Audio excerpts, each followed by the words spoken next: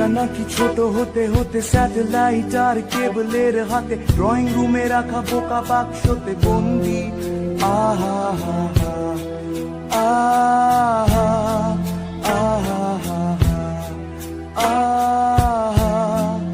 আহা, ঘরে বসে সারা দুনিয়ার সাথে যোগাযোগ আজ হাতের মুঠোতে, ঘুচে গেছে দেশ কাল সীমানার গণ্ডি। আহা।